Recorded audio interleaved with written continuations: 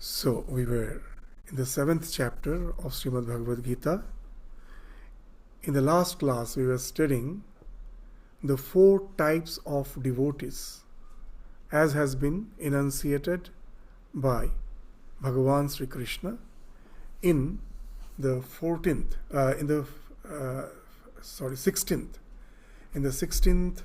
verse of the 7th chapter of Bhagavad Gita.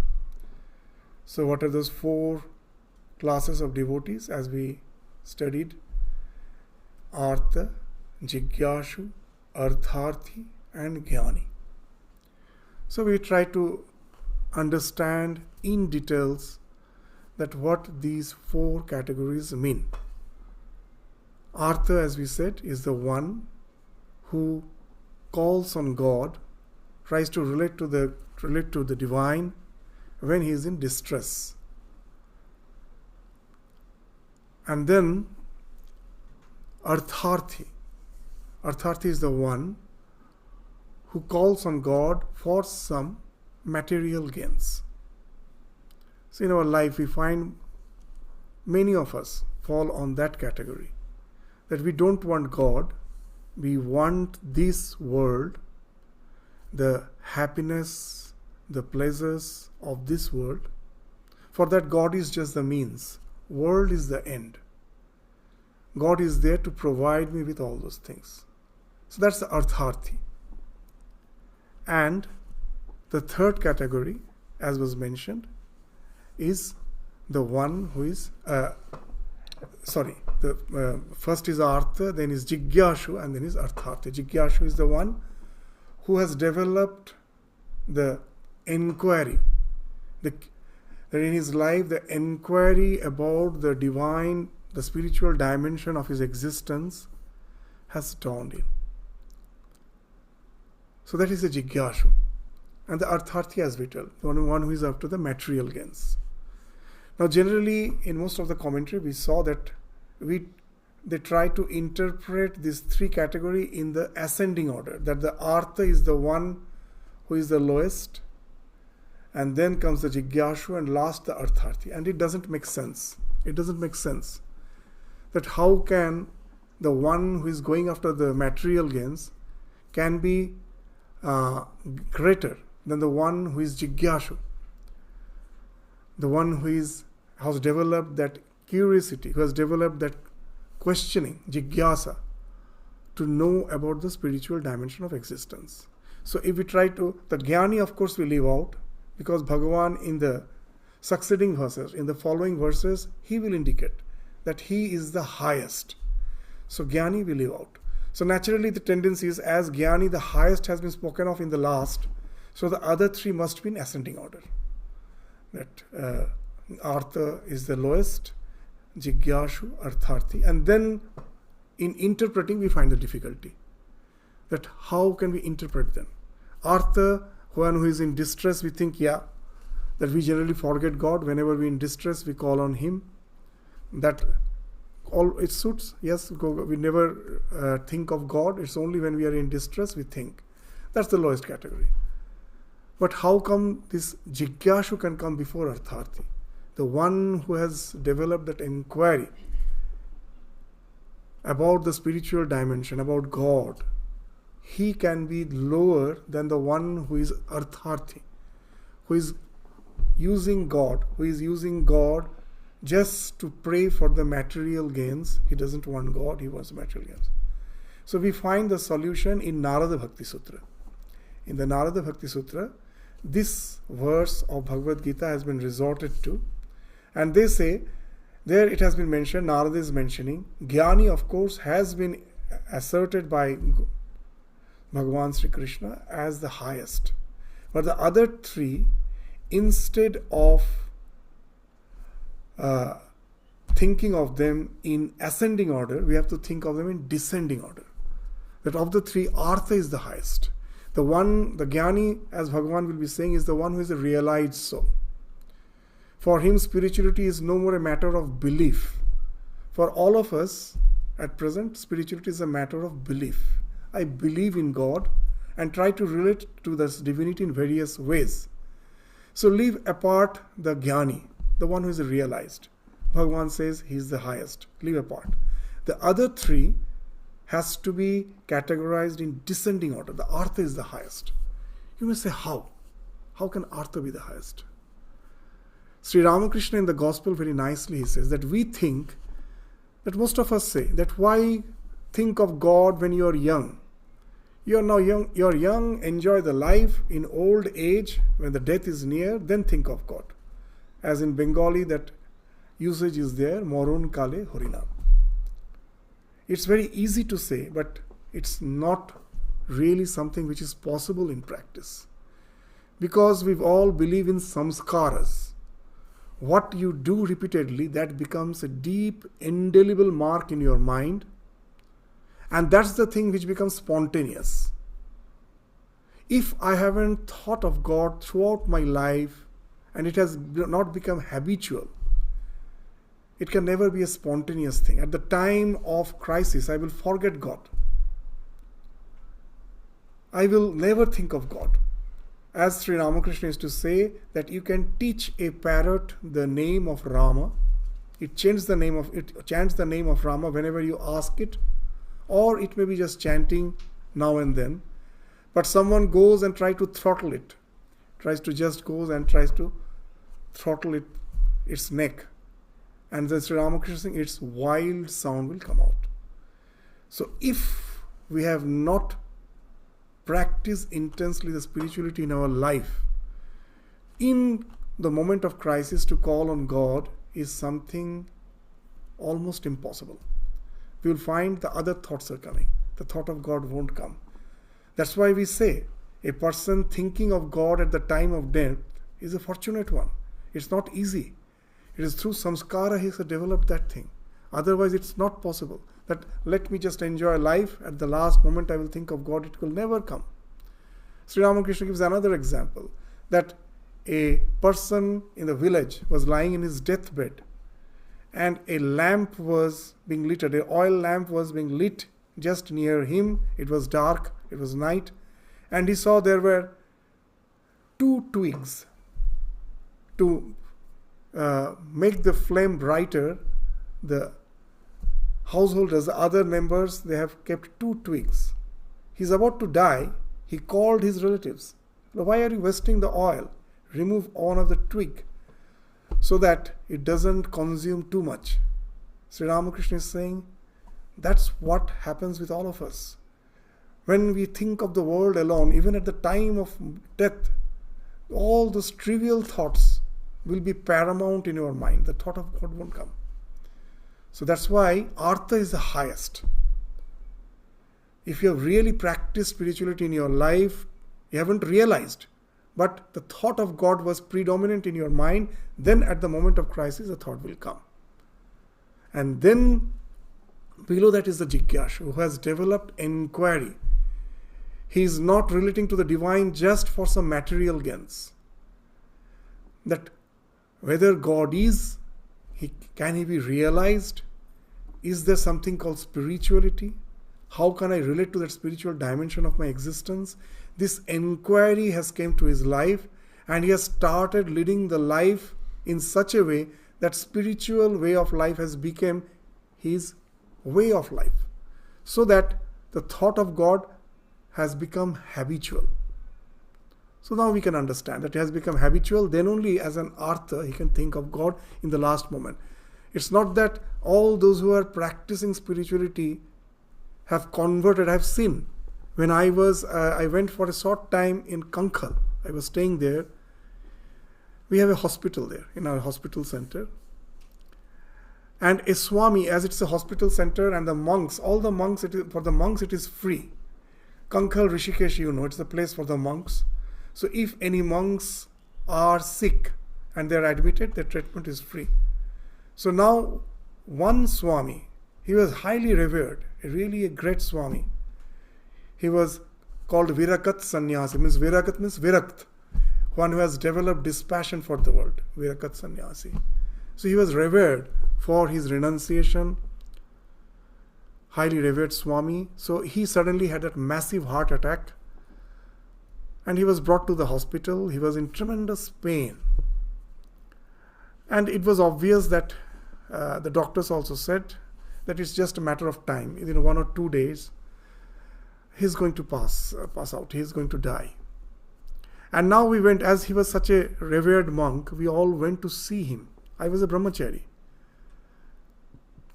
And we were surprised. We saw tears coming down his eyes. I saw such a sannyasi. He's revered for his renunciation and he is crying at the time of death. When we went near him, just stood near his bed, then we found that why he was crying. Very interesting. See, what he was saying was interesting. Zindagi bhar Brahma chinta karte aaya. I was thinking of Brahman throughout my life. Marte waqt ye darad chubta hai. That I cannot forget the body consciousness. At the time of death, this is paining. So actually he is really a very, very highly evolved soul. So the more you evolve, the more you become sensitive. You know that in our scriptures they say a sand particle, if it falls on your skin, you don't feel it. But the same sand particle, if it falls on your eyeball, it irritates. So sometimes we find something which is, we take it very casually in your life. But if someone is very sensitive, spiritually he has gone very sensitive as he has evolved, that can give him terrible pain. And that's what has happened to him. That he thought that whatever may be the situation in life, this body is not going to come on the way. My mind will be contemplating on God. But in this last moment he found he do have this body consciousness. This pain is distracting him to a certain extent from the thought of God. And that's why he was crying. So now you will understand that why in Narada Bhakti Sutra, Narada says that it really needs a lot of practice to make the thought of God habitual. At present, thought of God is not habitual. I have to have some preparations. I go wash my face, take a shower, I have a separate place. For my meditation, I use incense, flowers, sit, so many preparations. Then I sit, then maybe for a little few moments, my mind becomes a bit focused. And I think such a great about myself. Oh, I have become a big devotee. But I forget that when I am not trying, when my mind is just busy with the day-to-day activities, so spontaneously the thought of the world comes. Has the thought of God become that spontaneous? I don't try. As Sri Ramakrishna used to say, it should become like this toothache. So when you have a toothache, whatever you are doing, you can never forget of that. It is always there in the background of your mind. If it has become like that by being a jigyashu, arthati you forget. He has a belief in God.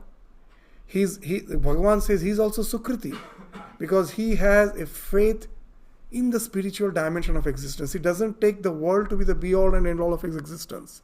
He has developed faith in the God. So he is also a good person. But he uses God just as the means. Whatever I need for that I ask. So that's the lowest category. And then comes the Jigyashu who has developed that inquiry and started taking spiritual journey seriously. Trying to realize God. That yearning to realize God is there. For such a person, it's possible that this habit can become this habit of thinking of God, contemplating of God. Though he has not realized, still it's a belief. But this practice has become habitual. So for such a person, as an artha, the thought of God can come spontaneously, even at the time of death. So this is the category which we have studied. And now, in the next verse, Bhagavan will be saying that Jnani is the dearest, he's his dearest. The Jnani that considers the God to be his dearest, and God himself also thinks to be the Jnani his dearest. This is interesting. Why it is interesting? You know that to study Bhagavad Gita, I sometimes find that to understand Gita in its proper context, the Gospel of Sri Ramakrishna is very, very helpful. In the Gospel, there's an idea of Vijnani. Vigyani. We find that when Naren went to Sri Ramakrishna and Sri Ramakrishna asked, what you want?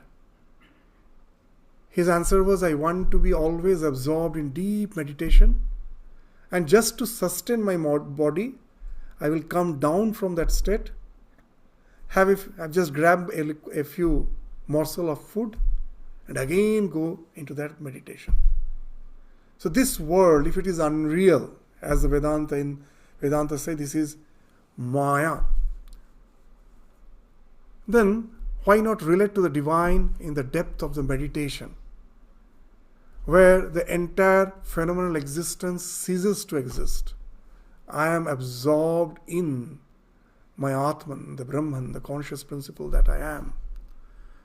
Sri Ramakrishna immediately scolded Naren. I told, I never thought that you are such a small-minded person. I thought you are very broad-minded. There is a state higher than this. What is that? The state higher than this? The one whom you contemplate and realize in the depth of your meditation.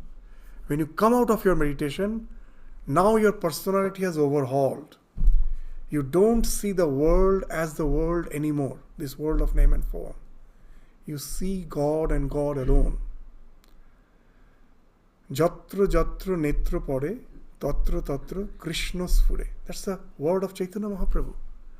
Whether you are a devotee, jnani, that becomes the realization of a man of realization. The God has become the entire universe. So when I have realized God within my heart, that realization has happened. When I come back, I am a totally transformed person. I don't see the world as the world. I see it as the divine and divine alone. As Sri Ramakrishna used to say, just in the rainy season, as the grass field is saturated with water, I see the entire world saturated with consciousness. So that's the total transformation of the way of looking at the world. And for such a person, he can never be disassociated from the divine. Whether he is contemplating, is deep in meditation, absorbed in samadhi, he is in union with the divine. When he is coming out of samadhi, he is still in communion with the divine, because he sees God and God alone, nothing else. There's a very interesting conversation of Swami Vivekananda with one of the person who was listening to his lecture in the West. So when Swami Vivekananda was delivering lecture on this Advaita Vedanta, at the conclusion, when the lecture was over, a person stood up and asked Swamiji, Swamiji, what's the, after all, the essence of what you have said? Can I please describe it? Well, yes, of course. Well, isn't it you wanted to say that God is everything? That God is everything? Swamiji's reply was wonderful. His reply was that what you said is not exactly correct. What he said is, Swamiji's reply was, God is, everything is not. That you are saying God is everything, but for a man of realization, God is. He doesn't see everything. Everything is not. He sees the consciousness alone, saturating the entire existence. That's why the Isha Upanishad starts with that Isha Vasyam Idam Sarvam Yat Kincha Jagatya. That permeate the entire existence with the divine and divine alone, because that's the truth. Practice that till you go to that realization. That's why in India everything is worshipped. The river is worshipped. The stone is worshipped. In Kashi they say, Kashi ke har kankar hai Bhole Shankar. What's a wonderful idea. That each and every pebble in Kashi is Bhole Shankar, is the Lord Shiva and Shiva alone. There's a deification of the entire world. See the divine everywhere. Don't make spirituality a watertight compartment and that only when I am meditating God is, when I am interacting with the world He is not. As if I have made a watertight compartment between the secular and the spiritual. So Swamiji used to say, nothing is secular, everything is spiritual. It needs the change of your paradigm, the way you are looking, the overhauling of your personality through the spiritual realization. And such a person is a jnani, because he never sees anything apart from the divine. And now you will understand what Bhagavan says in the next verse. What he's saying? In the 17th verse. Teshang jnani nitya yukta eka bhaktir vishishyate. So many commentators will commentate that eka bhakti means you forget the world, constantly you're contemplating on the divine, and that's how you become eka bhakti. If that becomes eka bhakti, then Bhagavan in Bhagavad Gita asks Arjuna, Tasmat jnani bhava Arjuna. Arjuna become jnani. And at the same time he is instructing him, Yudhyasya cha. Just take part in the war, this war. Thinking you are nimitta, you are just an instrument in the hand of the divine. So don't you feel these are all contradictory? He is saying you become jnani. And if I interpret jnani as the one who through deep meditation has went into samadhi and doesn't come out from there, always in communion with the divine, then how can he's asking Arjuna to be the jnani, and at the same time he's asking him that go on in the battlefield, in this ferocious battle, knowing well yet you are just the instrument. Nihatam eva purnam eva. I have already killed them. You just become an instrument in my hand and just go in the battlefield. So you cannot explain the Bhagavad Gita that way. How can you become eka bhakti then? That if I am coming out from my samadhi, I am in this world of interaction, in the turmoil of the world, I cannot be eka bhakti. The world now distracts me. Eka bhakti is only possible when, as a man of realization, whether I am in samadhi or I come out of samadhi, I know it's God and God alone who has become everything. As Sri Ramakrishna very nicely used to say that in Dakshineshwar in his time, suddenly a madcap arrived. Apparently it appeared to be a madcap, a mad person. What he used to do throughout the day, he was in a ragged clothes, shabby dress, his hair was disheveled, full of dust, dirt. He had a chandelier in his hand. Throughout the day he will just go on walking around this compound of Dakshineshwar, and in the sunlight, the light will fall on the chandelier, he will go on moving the chandelier, and there will be a shade of light and shade on the ground. Seeing that, he will laugh loudly and say, Ye kya daivi maya hai, kya daivi maya hai. What a wonderful maya it is. Sri Ramakrishna understood that he is the Vijnani. He is established in the highest spiritual truth. He says, constantly he realizes that it is the divine which is finding expression as the universe. The conscious principle coming in association with the mind is just like the chandelier, is appearing as this world of name and form. Then you may say that the mind is separate from the consciousness. No. Because of ignorance, the Vedanta again and again asserts that it is the consciousness which first appears as the mind, and then the mind in turn projects this world of name and form. So it is consciousness and consciousness alone, and that's what he is constant. He has realized, and to keep that thought always awake in his mind, he is just playing with that chandelier in his hand. This conglomeration of prisms, that the chandelier, with that he is constantly playing and laughing. Everyone thinks he is mad. Ramakrishna understood he is a Vijnani. So this is the idea. Then you become Jnani. And then your bhakti becomes eka bhakti. Whatever may be the situation of life. Whether you are forced out of meditation. So you are meditating, someone comes, come out. So we may think his meditation is gone. No, if he is a realized soul, whether he is forced out of meditation or by his will he comes out of meditation, he is relating to the divine and divine alone. And that's why his bhakti is eka bhakti. He in no way relates to the world.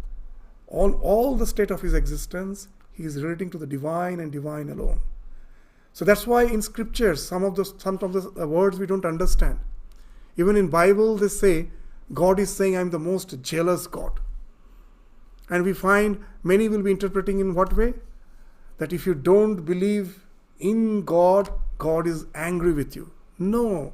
If you read the Bible in entirety, what he's saying? Very interesting. That what is the cause of jealousy?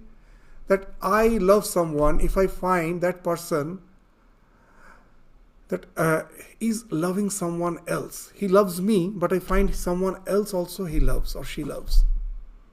I feel jealous. The one whom I love, he or she should love me and me alone. If he or she loves someone, the jealousy arises from that. All jealousy arises from that. So God is saying, I am the most jealous. What it means? That when you say I love you, he verifies, he tests that whether our love is eka bhakti, whether there is nothing else in my mind apart from him and him alone. And then he becomes the dearest and dearest of us. I am dearest to him, he is dearest to me. As Sri Ramakrishna very nicely says in one place, in Bengali very simply he is saying, Bhagavan to sarva bhute royechen. The God is in every being. That's the scriptures say. Tobe bhakta boli kake. Then whom should I call a devotee? Because he is in every being. Then who is a devotee? Je tate royech. He is in everyone. But are we in him?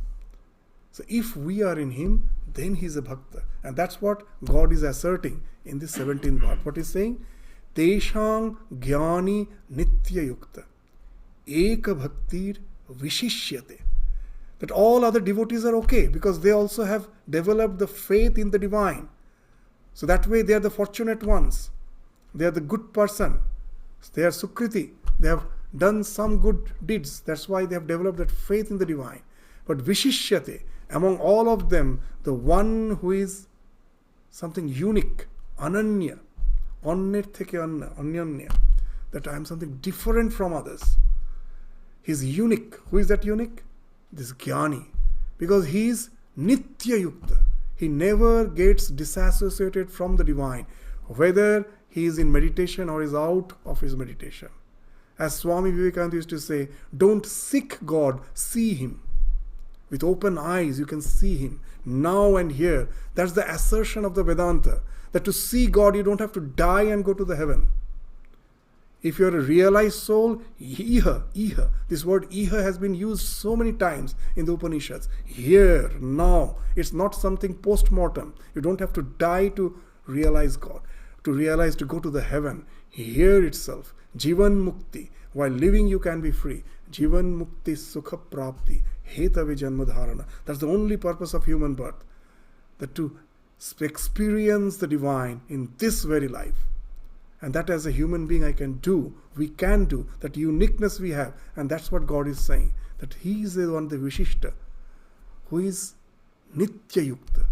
In whatever state he may be, he is always is connected to me, he is attuned to me, he is in union with me. And he is the one who is having the Eka Bhakti. His devotion is in no way distracted. It is just focused on me. Eka bhakti vishishate. So that's why priyo hi jnanina ati artham. So the jnani, that's why thinks me to be the dearest, because I am the only object of his love. And not only that, sacha mama priya. And he also is the dearest. Among all the devotees, he is the dearest to me.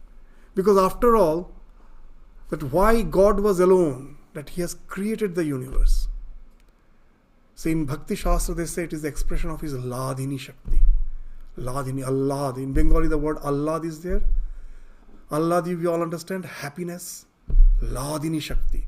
That we say that ultimate reality is Sat Chit Ananda Swarupa. He is full of bliss. The expression of the bliss is the Ladhini Shakti. What's that? That he wants to enjoy the bliss, which is his nature. Now, you cannot enjoy happiness unless you are communing with someone through love. That gives the highest joy. Now, so God is alone.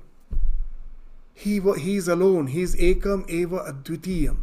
Why he created this world then?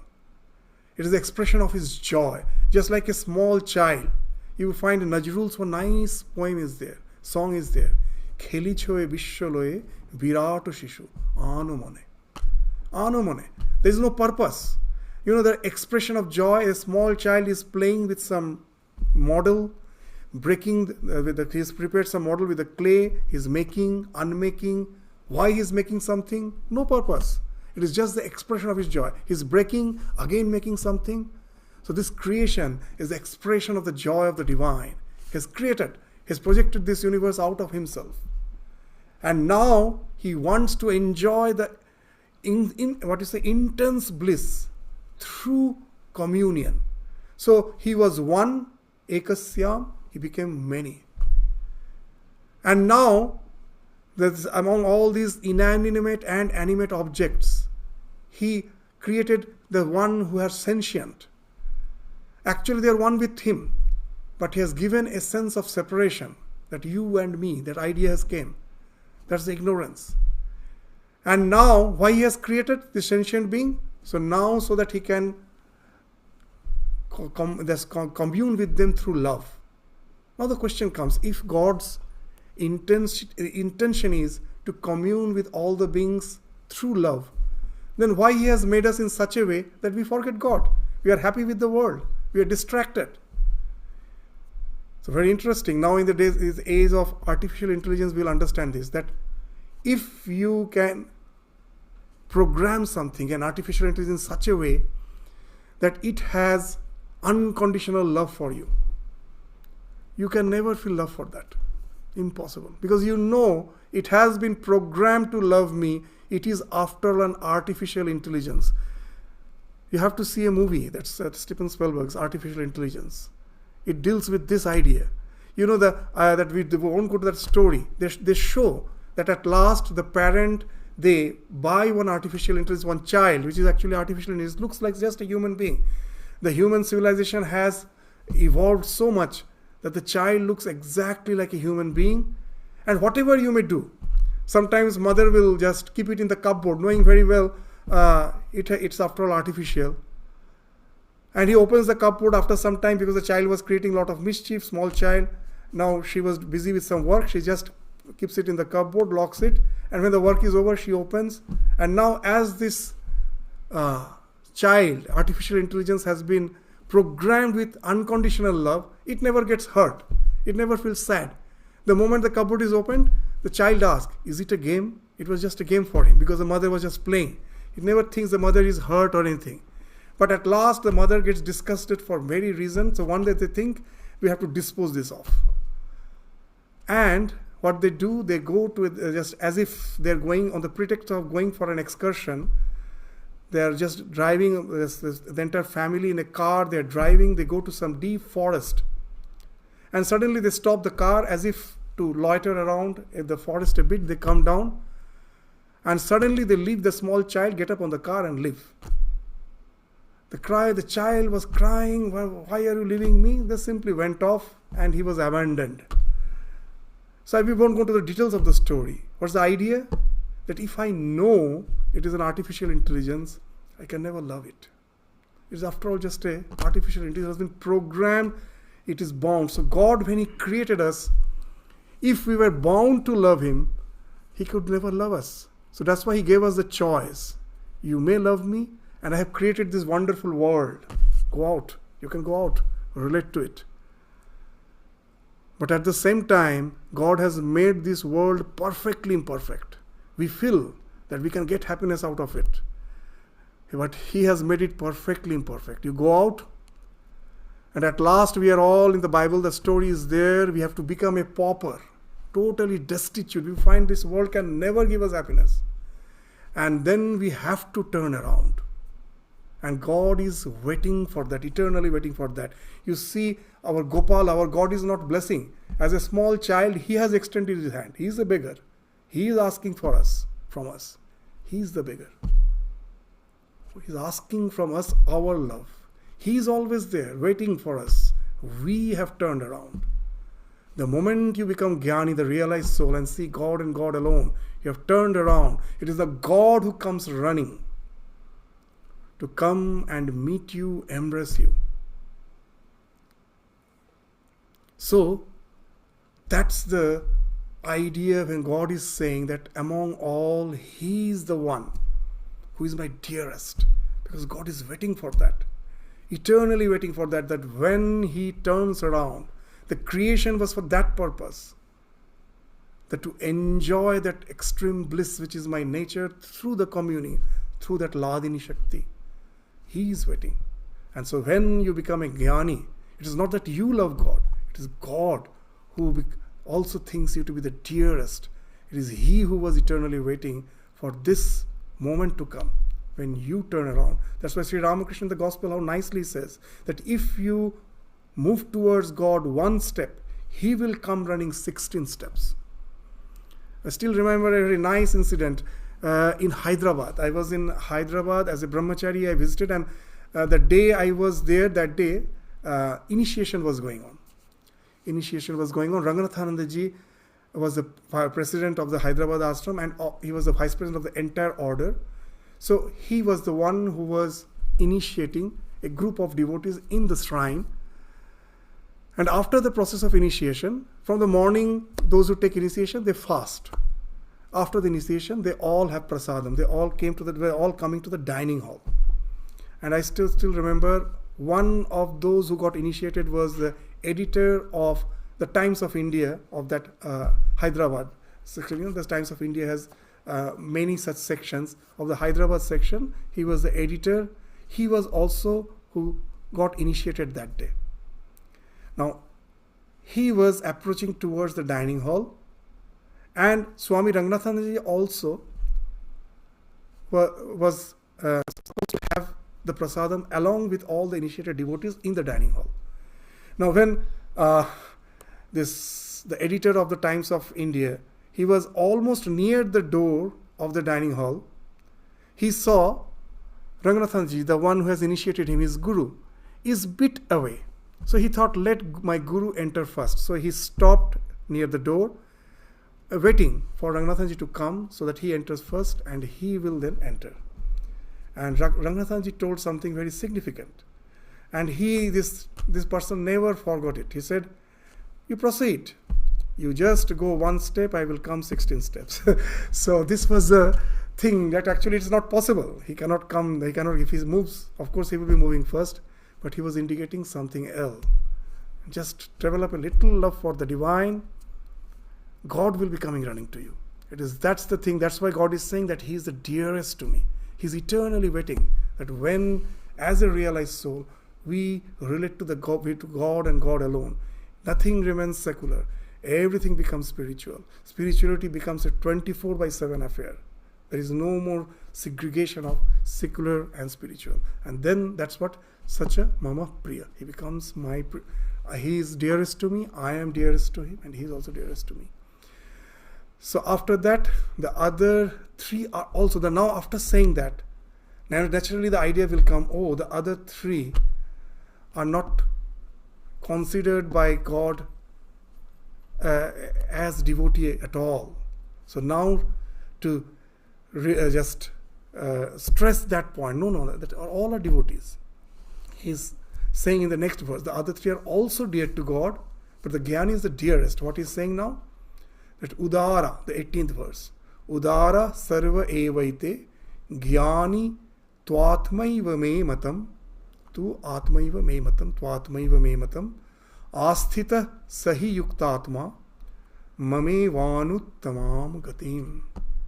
So noble indeed are they all. Udara means noble. They're all noble.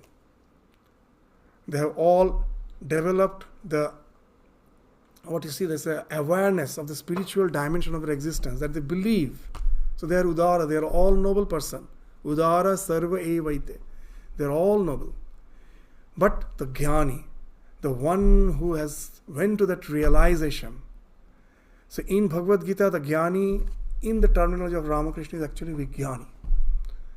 The one who have realized the divine and understood that God alone is the only essence of the entire existence. So such a person, Jnani to Atma, he is Atma. God is saying, He is the soul of my soul. We say God is the soul of my soul. Here God is saying He is the soul of my soul. Very nice. In the Gospel also we find Sri Ramakrishna, how nicely he says that in the beginning, God is the magnet and we are just a small iron filing. But as we grow in devotion, I become the magnet. God becomes the iron filing. So that's the idea. That he's saying here, the devotee is the soul of my soul. God, that's the wonderful idea. Tu Atmaiva, that he is as if my soul, he is the core of my being. Such a person, the Jnani. The others are also dear to me, but he is as if the essence of my being. So he is my Atma. Tu Atmaiva me mata.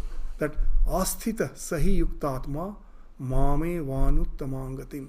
So for being steadfast in mind, he remains fixed in me alone as the supreme goal. So such a person becomes the soul of the divine, as if one with God. He becomes his Atma.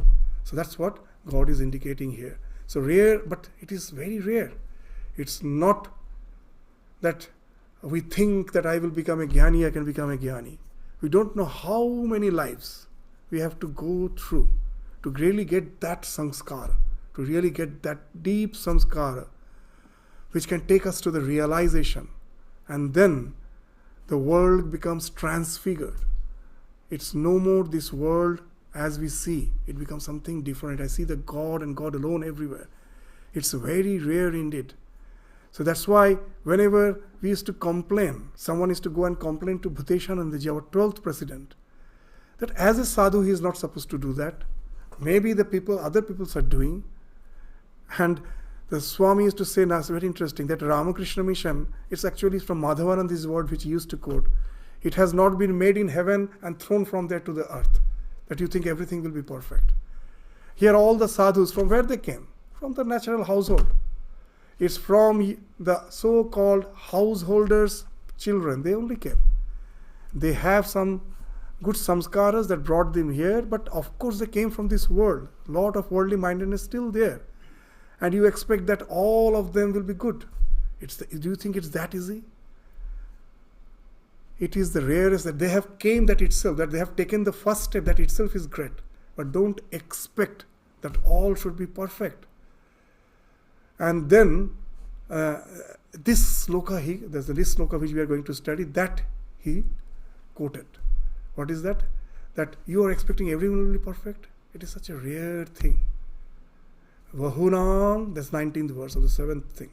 Vahunang janma namante jnanavan mang prapadyate vasudeva sarvamiti sa mahatma sudurlabha. It's the rarest of the rare. That Bahunang Janmanamant, after many births. How many births we have to go through this process? Then we say that in this birth I was a devotee. What's the assurance in the next birth I will be devotee? The God has already have mentioned in the 2nd chapter that once you have practiced spirituality a little, for you the great fear has gone now. Trayate mahato bhayavat. Why? That little spirituality has become the samskara, has become something ingrained in your mind. Even in whatever circumstance you will be born, that samskara will be there. You will start from there. That little devotion is bound to grow more and more. It will be cumulative something. It's not going to be expanded.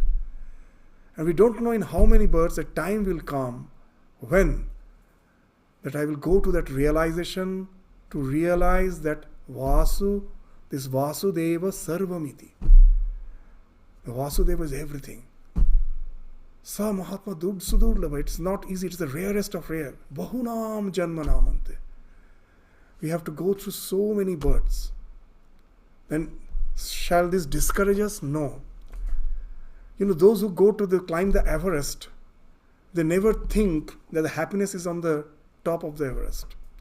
They are all like that. They all have passionate about the climbing itself, the process. Of course, in the peak, that's our goal, I will go. But unless I have developed a passion from climbing, I can never think of going to the peak. I like the journey. The spiritual journey itself is an adventure. So those who take the spiritual journey that way, if there is no other way, if the world cannot give me happiness, then why, like a foolish person, I should chase after it?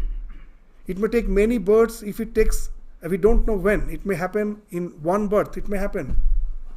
But it may take many births. I'm not sure about it.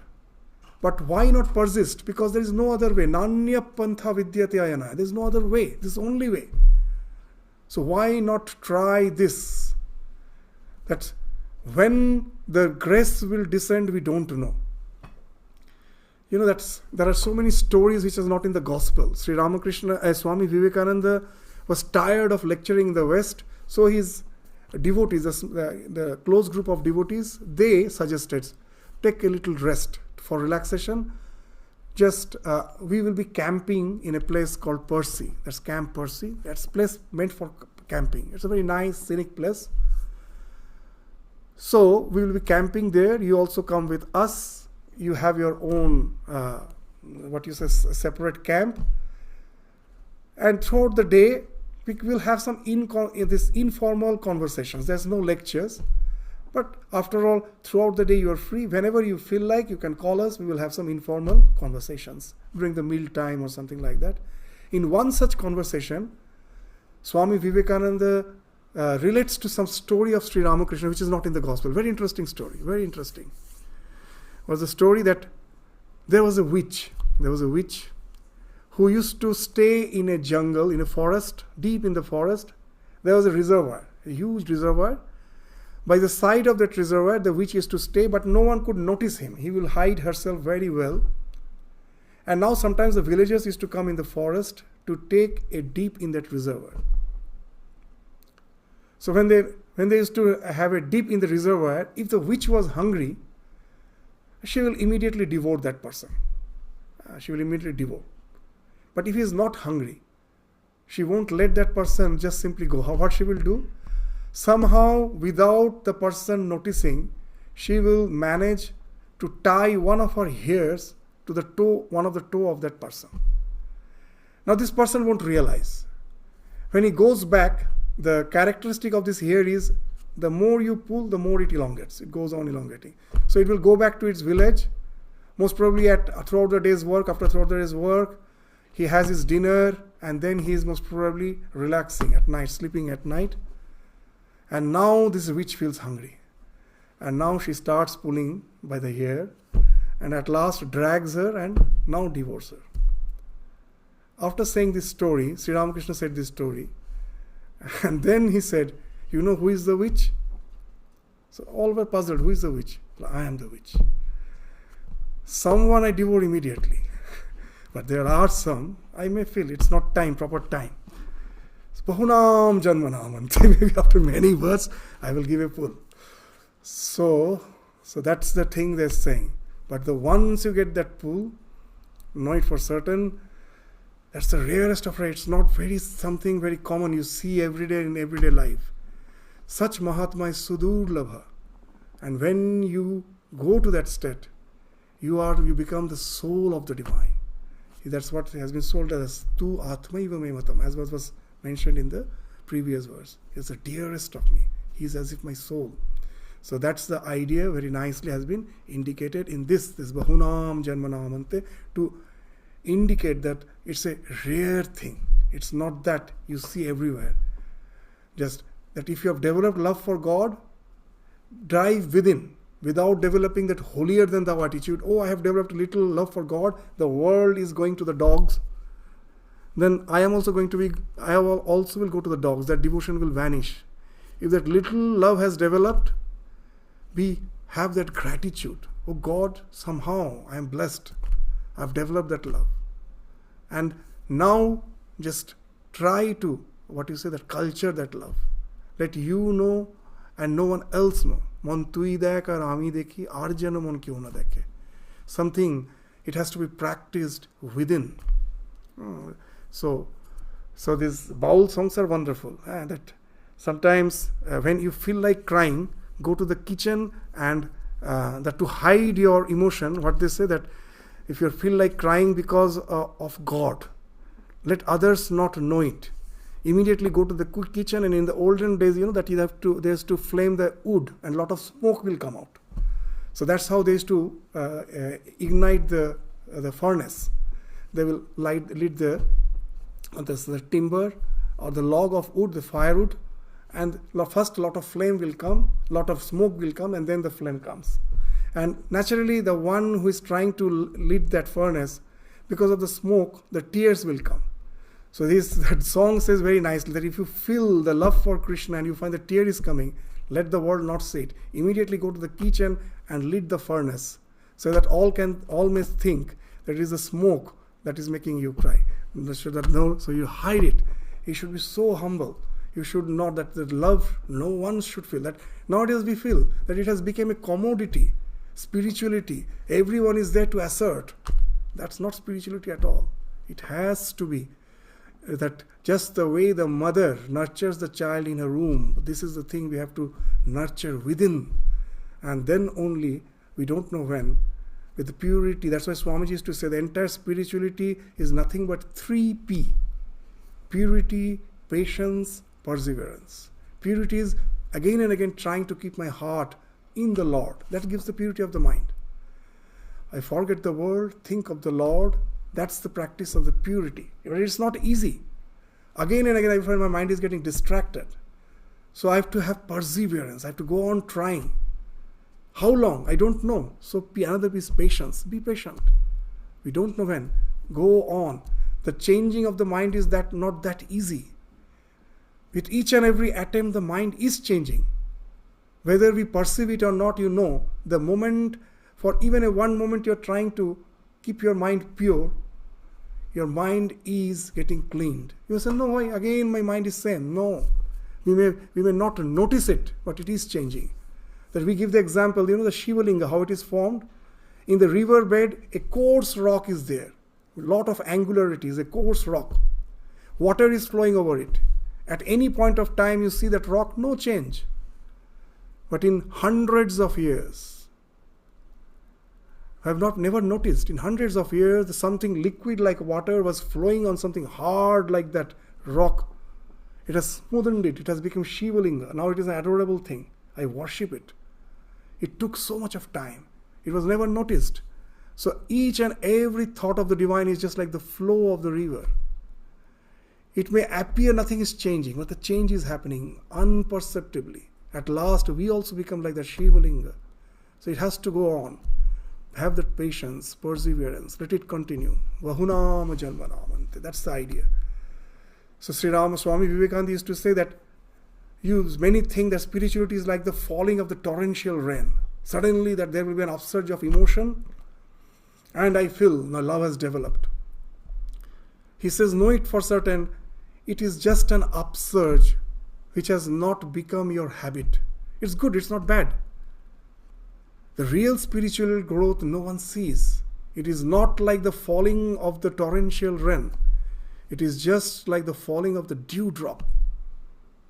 You haven't noticed when it has fallen. In the morning you go out, you walk on the grass, you find it is wet. It is saturated with water. When it has fallen, I haven't noticed. So spirituality is something like that, unnoticed. So we have to have patience. If it takes thousands of births, I am ready. Because after all, the world cannot give me happiness. This is the only thing which is going to give me happiness. So if that's the fact, and I have to wait, what's the way out? Let me wait.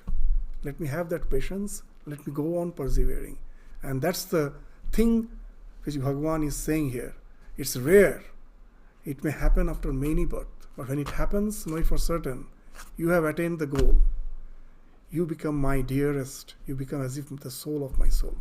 So after that, now, from 20 to 23, God will now say that don't think that those who have the worldly goal in their mind, I just simply leave them aside. Whatever they pray for, that is granted. That is granted. I grant the desires of the worldly people. The plan of the universe is such. You will find there are so many books nowadays, secret, that what you intensely desire, that is bound to fulfill. The entire nature will conspire to fulfill your desires.